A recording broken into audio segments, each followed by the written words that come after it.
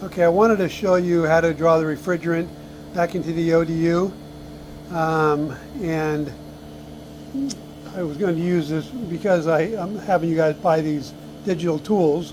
You'll have this one and you'll have the vacuum one, so they're digital and you can't look at them. There's nothing to see visually. There's no digital display. There's no LED display or anything like that. It's all on your smartphone. It's all on your smart app. So I can't do both. I can't show you a video and that. I can show you a video of the graph, but you won't be able to see what I'm doing here. So you're going to see me doing the work here at the unit, and if I did it through the graph, I'd just be watching the graph, and you'd be looking at the graph too, and I'd be explaining it. So that's valueless. So I need to be able to show you what I'm actually doing and performing on the mini split. So what I'm going to do is, because I can't do that here, and I don't have a second smartphone. If I had a second smartphone, I can show you the graph at the same time. Just take a video of the smartphone app or smartphone display. But I tried it on my laptop. You can't download this thing to your laptop yet. I'm sure that'll change eventually because that's just asinine and stupid. But anyway, it only works on mobile devices. So what I'm going to do is go ahead and go to some of my useless digital tools, like this Elitech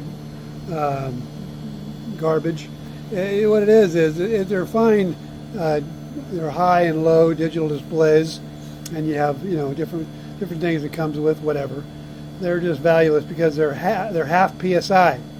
That's why I don't use them. These ones here are 10th PSIs. They're fantastic, and if you see something going down, you see it every second goes by. You can find your leak. Here, you literally have to wait 40 minutes for a half PSI to go by if you miss it on the blink. So anyway, but it will work fine for what we need because it has a digital display. So I'm going to go ahead and just use the red one anyway.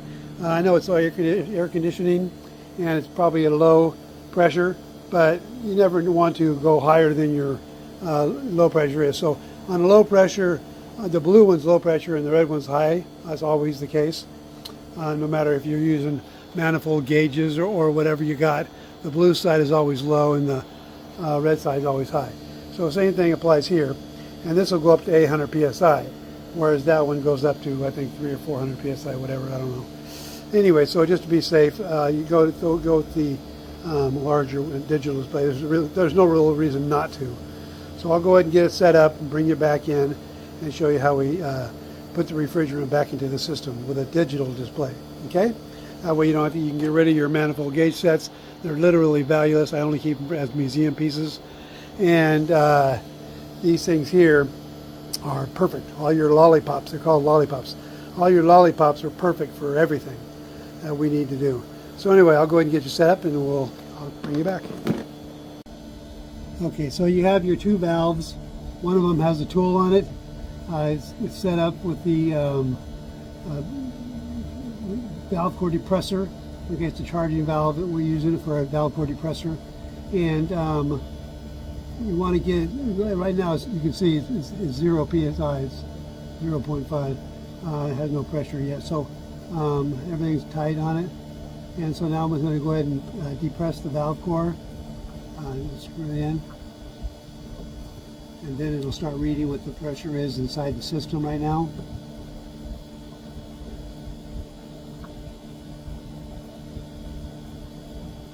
Okay, so when this thing's running, we have 126 pounds of pressure in the system. And what we're going to do is close off this valve here. As soon as we close this valve here, this is the valve without the tool. You have two valves, one with the tools and one without the tools.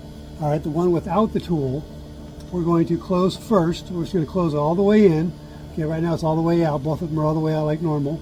The system is running. And we want to put all the refrigerant back inside the outside unit. So we're going to close down the one that does not have tools on it. Doesn't matter if it's top or bottom. Don't look at the top or bottom.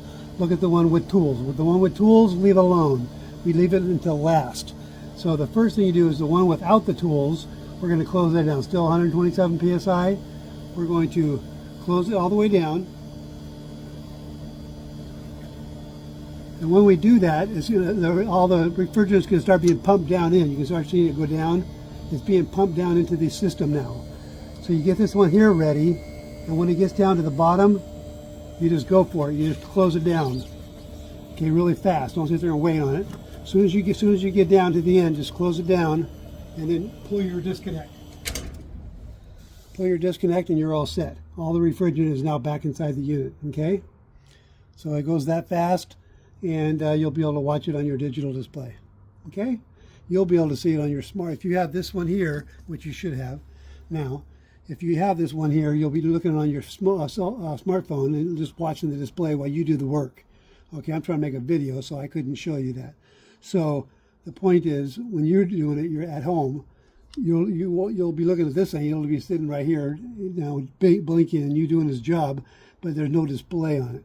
Okay, the display is on your smart app, and so you're going to be looking on the phone, and you're going to be watching the same principle.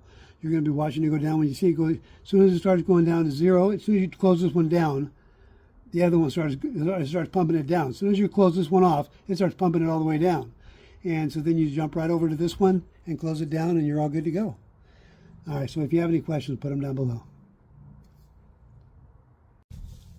I guess I should go ahead and show you breaking it down. So once you're done with that, you pull your Allen wrench off, of course. And this is 11.5 of minus 0 of minus, so in other words, there's nothing there. It's almost like a vacuum. So yeah, you don't want to go below 0. It'd be nice, but that thing goes fast. You saw me moving as fast as I could. You almost need a drill. So that damn thing closed. Anyway, that was a pain in the neck.